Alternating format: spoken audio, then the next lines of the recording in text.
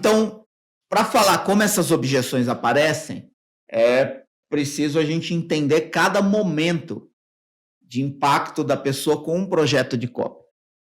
E a primeira coisa que nós precisamos considerar, e já entrando especificamente aqui na objeção de tempo, é que a primeira objeção de tempo que você precisa quebrar, porque é o primeiro tempo que você precisa ganhar, é o tempo da pessoa parar para querer ler ou ouvir o seu copy. Muito bom. De repente a pessoa está na rotina diária, levar filho para a escola, ir trabalhar, cumprir com as suas tarefas, enfim, toda aquele monte de coisa que todas as pessoas têm para fazer todos os dias, e de repente você está pedindo para a pessoa um tempo, alguns minutos, às vezes muitos minutos, que ela pare a rotina dela e dê prioridade para alguma coisa que você escreveu ou gravou para ela. Então, se você não tiver algo que transmita realmente um senso de importância, urgência, necessidade, nas primeiras palavras, nos primeiros segundos do seu copy, você não vai ter conseguido quebrar a primeira objeção da pessoa, que ela não tem tempo para te ouvir, ela não tem tempo para te ler, porque ela não acordou. A prioridade dela quando ela acordou não era encontrar um copy para ler ou encontrar um copy para assistir. Ela não tinha essa prioridade. E durante o dia, ela, em um determinado momento, ela estava lá trabalhando, aí parou e falou assim, nossa, deixa eu parar de fazer essa planilha, deixa eu parar de executar o meu trabalho, deixa eu parar de operar a minha máquina, deixa eu parar de cortar esse cabelo, deixa eu parar de fazer essa cirurgia e procurar um copy para ler. Vou procurar um copy agora para ler. Isso não vai acontecer. Então, você precisa, já nas primeiras linhas do seu copy, no caso do texto, e aí cabe também um anúncio, um assunto de e-mail, já nos primeiros segundos do seu vídeo, você conseguir demonstrar o quão é importante que a pessoa coloque aquilo ali que você escreveu ou que você está falando para ela como prioridade na vida dela naquele momento. E aí você tem segundos para que ela perceba que é mais importante ela parar a rotina dela e ler o copy ou ouvir o copy do que continuar a rotina dela. Porque normalmente se ela falar, eu vejo isso depois, existe uma grande chance desse depois ser nunca mais. Então, primeira objeção de tempo que se deve quebrar, objeção do tempo da pessoa parar para ler o seu copy. Guarde sempre isso, você tem poucas linhas, você tem as primeiras linhas. No caso de um anúncio, a mesma coisa. Poucas linhas, poucos segundos de um vídeo, o assunto de um e-mail, para fazer a pessoa priorizar o seu copy em vez da rotina dela. Não é uma tarefa fácil, como muitas pessoas pensam. E quanto mais o mercado se desenvolve, mais difícil fica, porque mais aumenta o número de pessoas disputando esse mesmo tempo de atenção da pessoa. E aí vem uma outra coisa que está ligado a isso.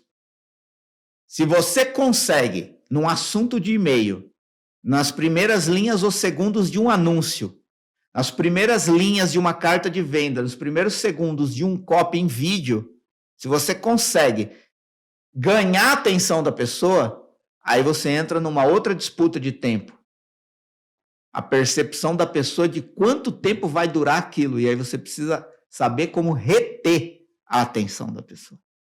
Então, muitas pessoas acreditam, só escreve e põe lá. Não é bem assim que funciona, porque o só escreve e põe lá não dá o resultado expressivo que o copy construído inteligentemente, pensando prioritariamente na objeção de tempo, consegue. Se você consegue esse nível de quebra de objeção de tempo, e a primeira quebra de objeção de tempo é o tempo da atenção da pessoa e de reter a atenção da pessoa, esse copy tem muito mais potencial de dar certo. Eu tenho tempo para consumir isso? O produto em si. Eu tenho tempo para usar esse produto? É claro que os produtos têm configurações diferentes, né? Aqui eu estou falando mais no ambiente ligado à internet, mais no ambiente ligado a infoprodutos, mas não só. De repente a pessoa vende um produto físico, vende um encapsulado, vende sei lá o quê.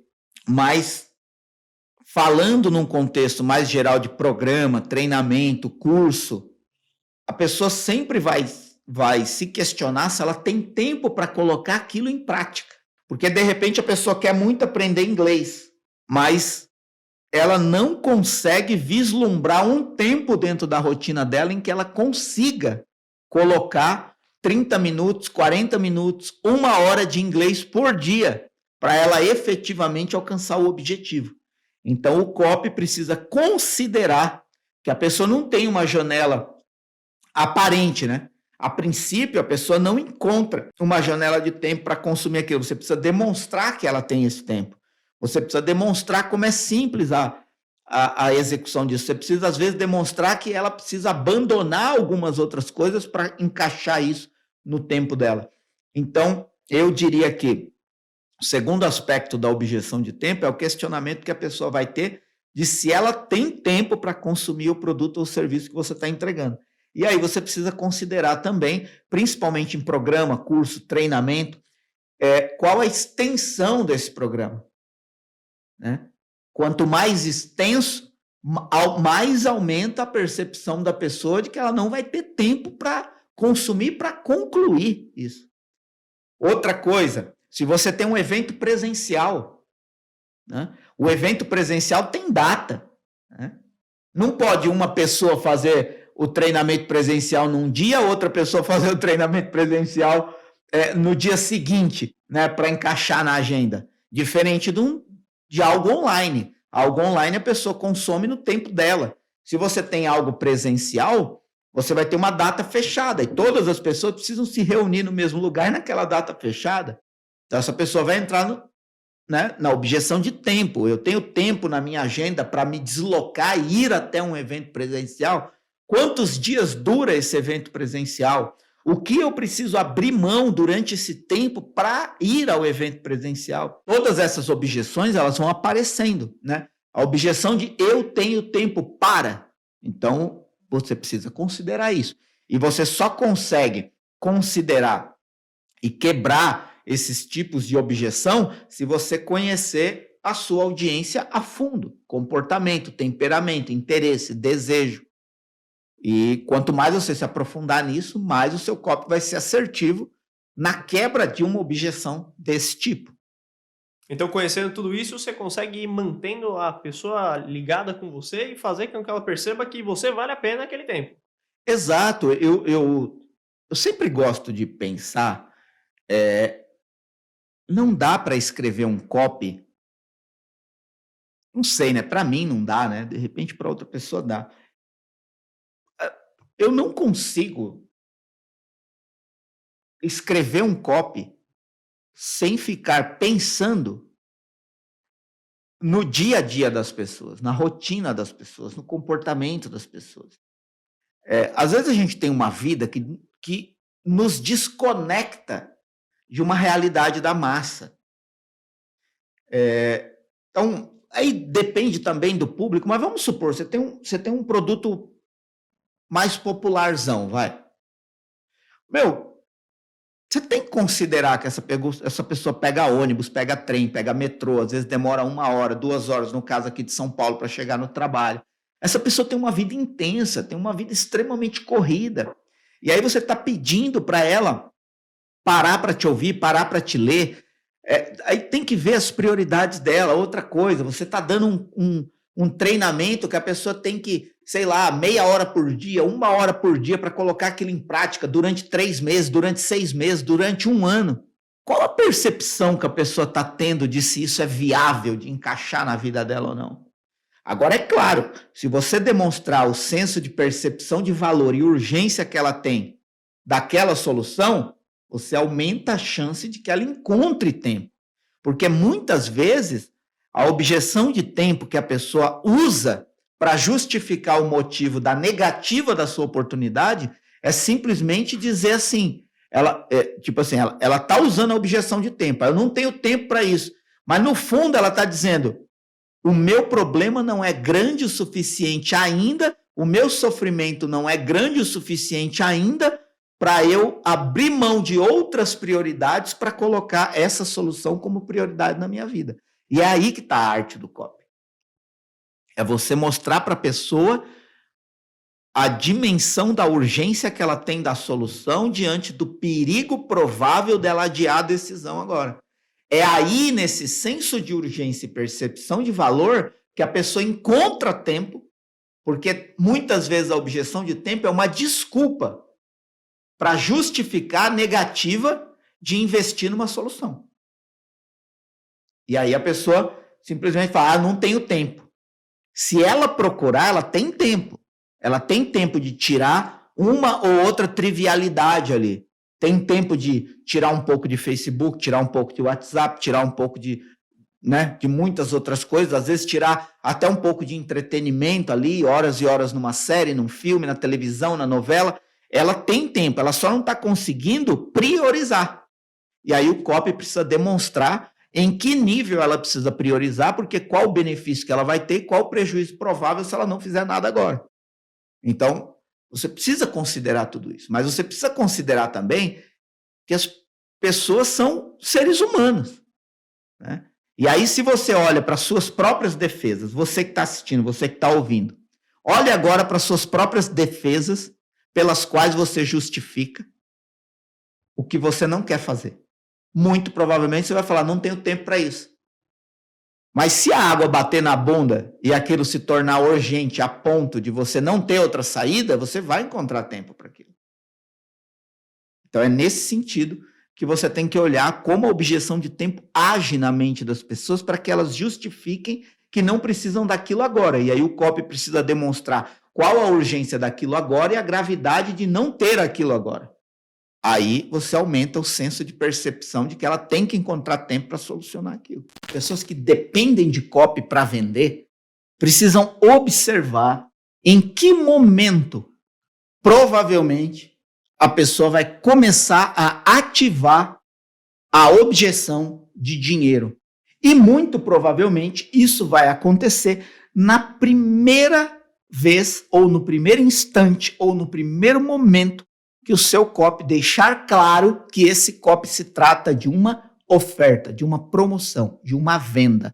No momento em que a pessoa que está lendo, ou ouvindo, ou assistindo um copy em vídeo, e ela percebe que todo aquele discurso persuasivo, toda aquela apresentação de oportunidade trata-se de uma venda, de uma oferta, de uma promoção, ela ativa na mente a busca de uma justificativa para abandonar aquele copy e adiar a decisão. E muito provavelmente, todas as vezes que as pessoas percebem que aquilo se trata de uma promoção, de uma oferta, ela ativa a reflexão de que ela vai precisar desembolsar uma quantia de dinheiro para acessar aquela oportunidade, porque o copy deixou claro que se trata de uma promoção, de uma oferta, de uma venda. Inclusive, muitos copies caem na armadilha de permitir que a pessoa acesse essa reflexão de que vai ter que desembolsar um valor financeiro em troca de uma solução logo no começo. Quando logo no começo do copy fica claro que por detrás daquela solução, daquela promessa apresentada, daquela headline apresentada, existe um curso, um programa, um treinamento ou um produto que traz consigo essa solução. Nesse momento, a pessoa já continua lendo ou ouvindo o copy pensando quanto eu vou ter que desembolsar para ter acesso a isso. Então é preciso tomar muito cuidado e ter muita sensibilidade para perceber em que momento o seu copy vai provocar isso, porque imediatamente a percepção de que o seu copy vai provocar isso na pessoa, você tem que agir com um antídoto para demonstrar valor na solução antes que a pessoa fique martelando a questão do preço. Muito bom, temos todo um processo antes de chegar até a parte da oferta, mas chegaremos lá, vamos por partes. Então, quais são, você poderia dizer assim, as principais objeções de dinheiro da pessoa? O que passa na cabeça dela quando ela percebe que vai ter que desembolsar aquele dinheiro? O que bloqueia ela?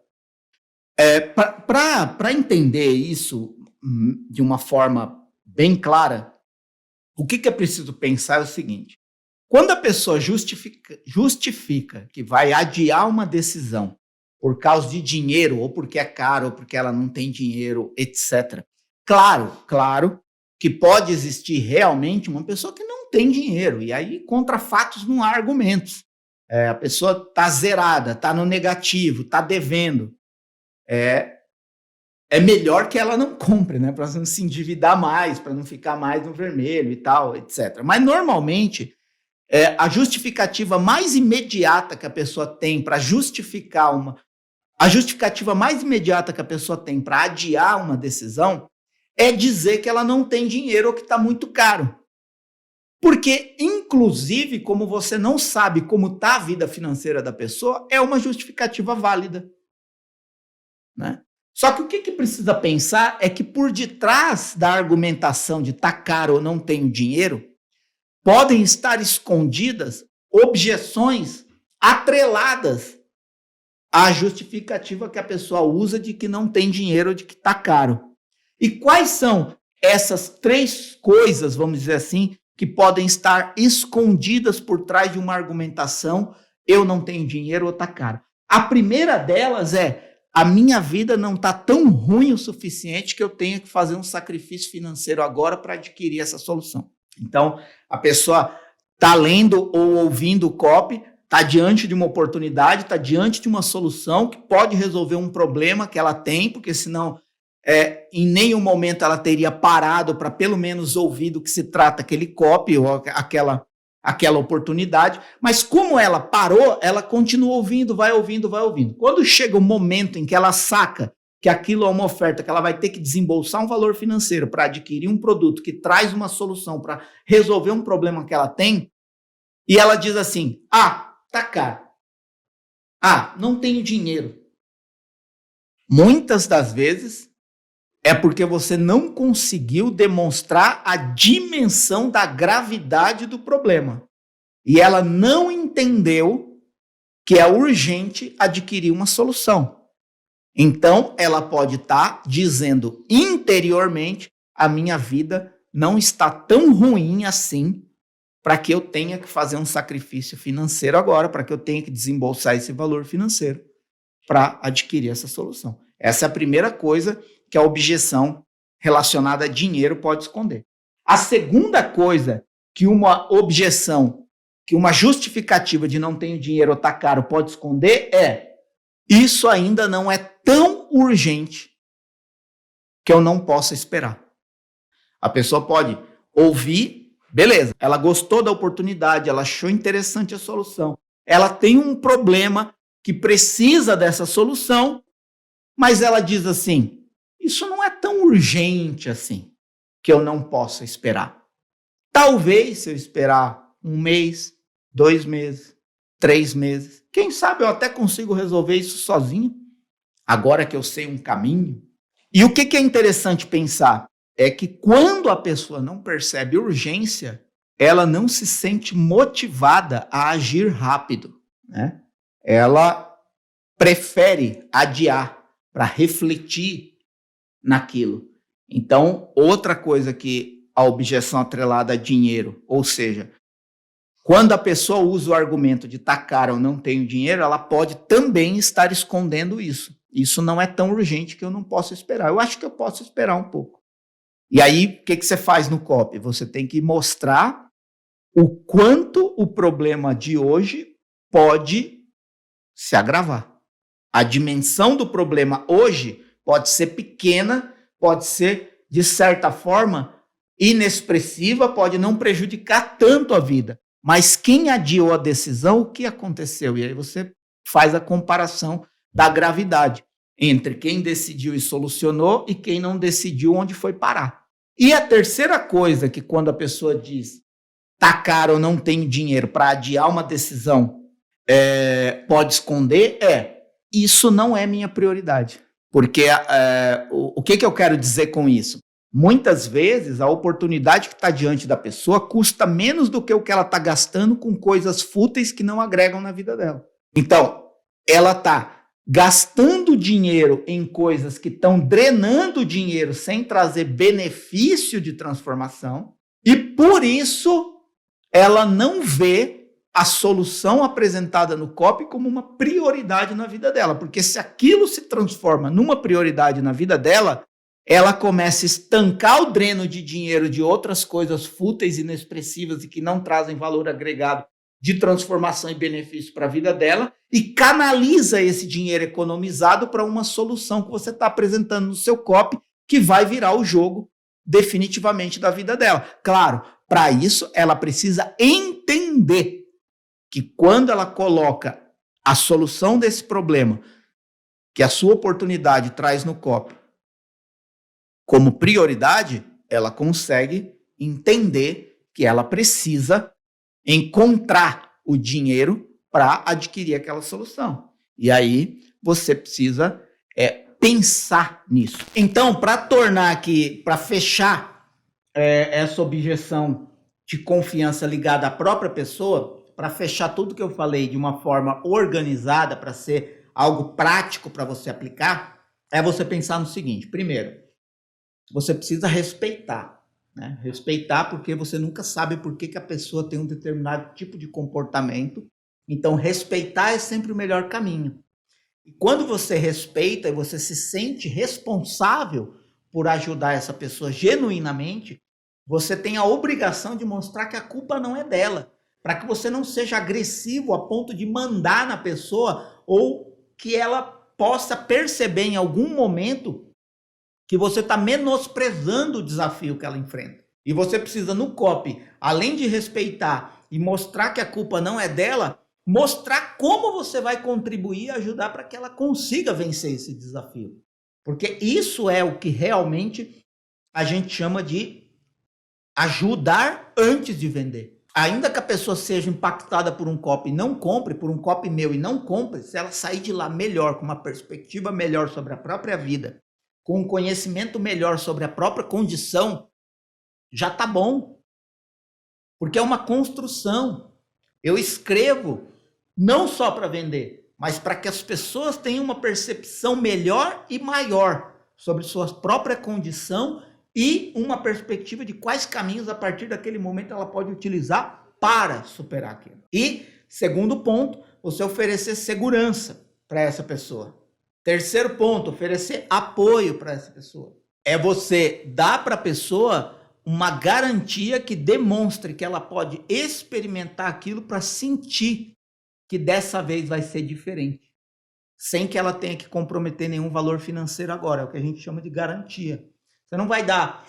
É claro que você pode dar a garantia obrigatória por lei só? Pode. Mas isso não é persuasivo. Se a lei obriga você a dar 7 dias de garantia, dê 15, dê 20, dê 30. Para que essa pessoa perceba que genuinamente você está interessado em dar para ela uma solução, que ela possa experimentar por que dessa vez vai ser diferente em relação às outras vezes e por que dessa vez ela vai conseguir, independentemente do nível de pensamento negativo que ela tem em relação a si mesma ou independentemente do nível de responsabilidade durante o dia que aquela pessoa tenha, a ponto dela achar que não consiga mais fazer alguma coisa no seu dia. Eu acho que é isso, né? O que eu vejo, tá? E quando eu comecei, eu não tinha essa clareza. Por quê? O que acontece? Quando você vai escrever copy, principalmente para quem está começando, a tendência é supor que copy é apenas uma estratégia que envolve habilidades de persuasão para você organizar palavras para vender um produto. E o que eu descobri com o tempo? Que isso é a menor parte do copy. Porque o copy nasce a partir do momento que você conhece e respeita a pessoa como pessoa. Porque você não está conversando com um robô, com uma máquina que vai receber comandos específicos, objetivos e vai agir cegamente, que é as pessoas que reduzem copy a gatilho só, né? Se eu usar esse gatilho, a pessoa vai fazer isso. Quem dera fosse assim. Quem dera fosse assim. E aí, com o tempo, eu comecei a perceber que muitos copywriters, até profissionais no sentido de estar no mercado, de trabalhar, mas não ter ainda explodido em resultado expressivo, na minha opinião, por causa disso. E muitos copies iniciantes olham o copy só como organização estrutural de palavras com habilidades persuasivas que vai levar a pessoa a comprar um produto. Não. Copy, para mim, vai muito além disso, porque tem a ver com o estudo do comportamento humano, a ponto de que você conheça o ser humano, respeite o ser humano como ele é, a fim de que você não escreva palavras só para que ele compre, mas escreva palavras para que ele perceba, para que ele conclua, para que ele se entenda, para que ele se conheça. E nesse sentido, você vai abrindo os cadeados. Você vai colocando a combinação numérica que vai destravando a porta do cofre da mente da pessoa, a ponto de que chega um momento no copy bem feito que você não precisa mais vender. Porque a pessoa já está balançando a cabeça, concordando com você a cada frase que ele lê. Então, o que eu vejo é copies muito preocupados com o produto, muito preocupados com o especialista e pouco preocupados com a pessoa. É isso. Onde você tiver, tem playlists e listas de reprodução para os outros episódios do MRCast. Deixe seu comentário aqui embaixo, dá um like, compartilha com outras pessoas e acesse os links na descrição, que são links importantes. Muito obrigado a você que acompanhou até aqui e até mais.